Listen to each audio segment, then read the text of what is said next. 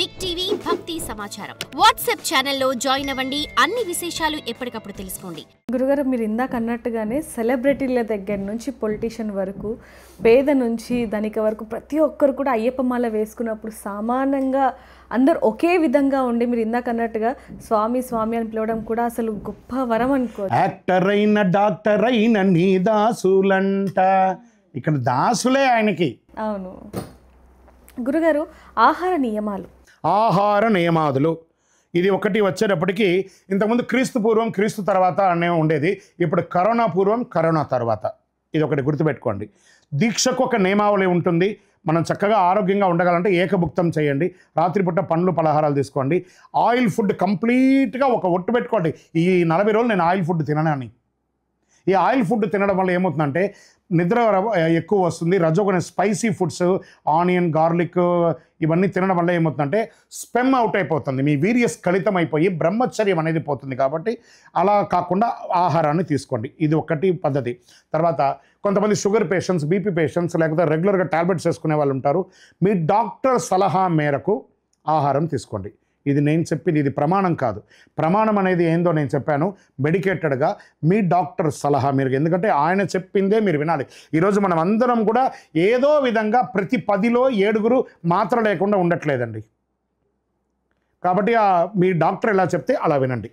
వారి దగ్గర దీక్ష, ఇంతకుముందు నేను దీక్షలో చెప్పాను చూసారా, తల్లిదండ్రులకు చెప్పాలి, భార్య పిల్లలకు చెప్పాలని, మీ ఫ్యామిలీ డాక్టర్కి కూడా చెప్పండి, నేను దీక్ష తీసుకోబోతున్నాను, కొంచెం నియమ నిబంధనలు చెప్పండి అని. ఇది నేను చెప్పడం మర్చిపోయాను, ఇది యాడ్ ఆన్ చేసుకోండి. శరణమయ్యప్ప. గురుగారు, చాలామంది కూడా మాల ధరించిన తర్వాత శబరిమలకి పాదయాత్రలు వెళ్తూ ఉంటారు. వెళ్ళే తరుణంలో అడుగున ఆటంకాలు కూడా వస్తూ ఉంటాయి. అవన్నీ కూడా తట్టుకొని శబరిమలై వెళ్ళటం అనేది చిన్న విషయం కాదు. దాని గురించి ఏం చెప్తారు? ఏమంటే ఈ వనయాత్ర చేయాలనేది స్వామివారి యొక్క శాసనం అండి. ఇది స్వామివారి నడయాడిన స్థలంలో ఈ పాదయాత్ర అనేది ఈ మధ్య పెరిగింది. అది చేయడం తప్ప రైటా అనే దానికి నేను రావట్లేదు, అది వారి వారి యొక్క ఇష్టం. ఎందుకంటే వారికి భగవంతుడు ఇచ్చినటువంటి విధి, ఉద్యోగమో వ్యాపారమో ఏదో ఒకటి చేయాలి.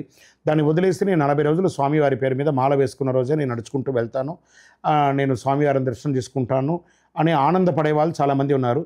దానివల్ల ఆధ్యాత్మిక చింతన పెరుగుతుంది, హైందవ సంస్కృతి కూడా పెరుగుతుంది. కానీ అది అవసరమా లేదా అనేది కొంచెం ఆలోచించండి అంతే. ఎందుకంటే మిమ్మల్ని వదిలి 40 రోజులు మీ కుటుంబ సభ్యులు అక్కడ ఉండాలి. తర్వాత దారంబడి మనం ఏదో ఒకటి మాట్లాడుతూ ఉంటాం. దైవ చింతనే 24/7 ఉండడానికి మనం దైవ సామాన్యులం కావు, సామాన్య మనుషులం. ఢిల్లీ నుంచి గల్లీ వరకు కూడా మాట్లాడుతుంటాం. దీక్షలు ఇవన్నీ మాట్లాడొచ్చా? కొంతమంది పాదరక్షలు కూడా వేసుకొని పాదయాత్ర చేస్తుంటారు. అవసరమా? ఇవన్నీ ఆలోచించండి అంతే. ఇది చెయ్యొచ్చా చేయకూడదని ఎక్కడా లేదండి, చేస్తున్నారు.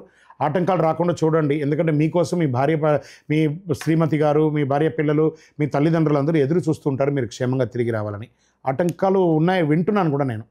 మొన్న ఒకళ్ళు వెళ్తూ ఉన్నారట, దాంట్లో ఒక వెహికల్ వచ్చి కొట్టేసి మరణించేశారట. వాళ్ళకి ఒకడే కొడుకట. పాపం వచ్చి ఏడుస్తుంటే బాధ అనిపించింది. ఓదార్చడం తప్ప మనం ఏం చేయగలమండి? ఆ తీసుకెళ్ళిన గురుస్వామి మేము చెప్పామండి, ఆయన వినలేదండి అని చెప్పేశాడు. ఆయన ఎస్కేప్ అయిపోయారు సింపుల్గా. కానీ నష్టపోయింది ఒక తల్లిదండ్రులకి పుత్రశోకం మిగిలింది కదండి. ఆలోచించండి. శరణమయ్యప్ప. గురుగారు, అయ్యప్ప మాల ధరించే భక్తులు ఏదైతే ఉంటుందో మాల వేసుకుంటూ ఉంటారు, కానీ ఆ మాలలో రకాలు ఏమైనా ఉన్నాయండి?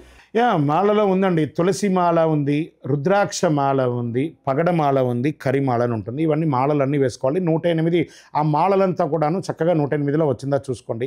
లేదా 54గా మంచిగా అల్లించుకొని వేసుకోండి. తెగిపోకుండా 2 మాల వేసుకోవాలి, ఒక మాల వేసుకోకూడదు, 2 మాల. ఒక మాల తెగిపోయినా ఎప్పుడైనా పొరపాటుగా టెక్నికల్గా తెగింది కానీ దాని సెంటిమెంట్కి రంగరించకండి. కాబట్టి 2వ తోడు మాలగా వేసుకొని 2 రకాల మాలలు వేసుకోండి.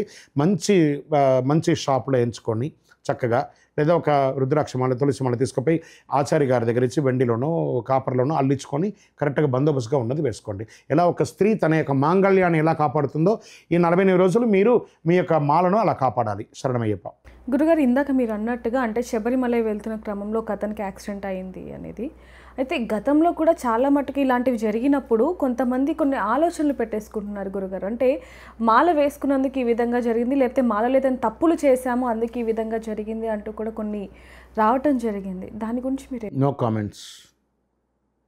మీరు చేసేది కరెక్టా నిర్ణయించుకొని చేయకుండా అయిన దాని గురించి దేవుడిని నిందిస్తే నేను ఎలా ఒప్పుకుంటాను? No comments. గురుగారు దీక్ష గురించి మీరు చెప్పడం జరిగింది. దీక్షలో చాలామంది కూడా 48 రోజులు ఉండలేము అన్న వాళ్ళు ఉంటూ ఉంటారు. వాళ్ళు ఎన్ని రోజులు తీసుకోవాలి ఏంటండి? ఏమంటే కొంతమంది అర్ధమండలం, కాల్మండలం ఈ మధ్య డిస్కషన్స్ జరుగుతున్నాయి. ఒక తల్లి గర్భంలో ఒక శిశువు ఎలా వచ్చిందంటే 9 నెలలు ఉంటే సంపూర్ణమైనటువంటి ఒక శిశువుగా వస్తుంది. అలా ఉంటే కరెక్ట్. నేను 6 నెలలకే వచ్చేస్తాను, 5 నెలలకే వచ్చేస్తానంటే ప్రీమెచ్యూర్డ్ బేబీగా ఉంటారు. ఎక్యుపేషన్లో పెడతారు, గ్రో అవుతారు, లేకపోతే లేదు. కాబట్టి అలాగే ఉంటుంది. కాబట్టి మండల కాలం అనేది 48 రోజులు, దేవతా మండలం ఒక 41 రోజులు ఉంటుంది. ఖచ్చితంగా మండల కాల దీక్ష ఉంటేనే ఆ పరిపూర్ణత్వం ఉంటుంది. శరణమయ్యప్ప. For more videos like this, subscribe Big TV channel.